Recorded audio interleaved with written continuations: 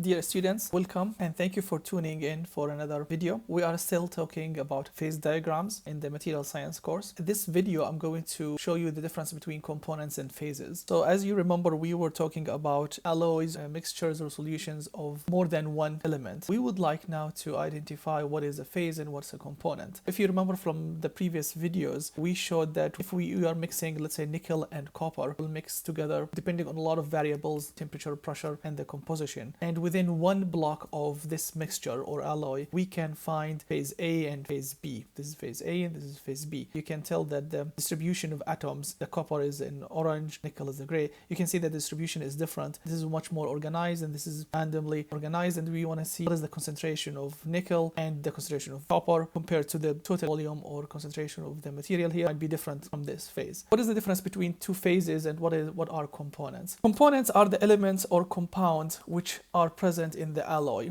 So if you go back to this example, we have nickel and copper are the two components.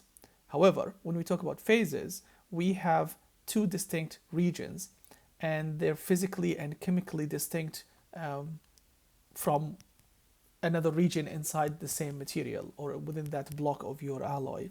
So I'm showing here an example.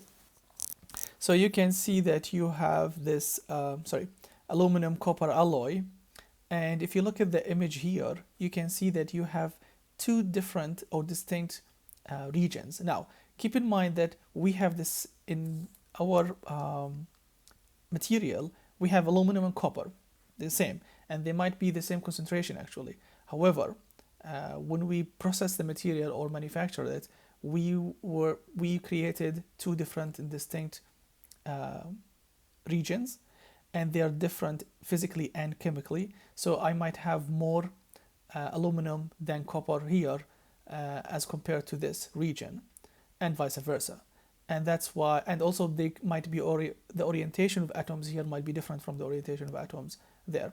What we want to focus on for the phase diagrams is that the concentration of components. So we agree that we have aluminum and copper. However, for each distinct region or color, this is the light phase and the dark phase, each one of them has different concentration of aluminum and copper. That's why they are different. And that's how we distinct between them. So I hope this clarifies what's the difference between components and phases. Keep in mind, for simplicity, we know that we have two elements. However, each phase, they're mixed together.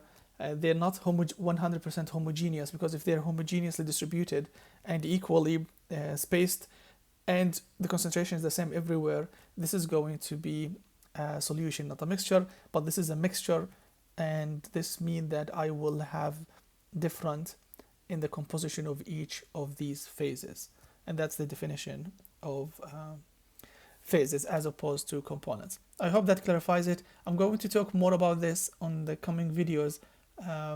Till next time.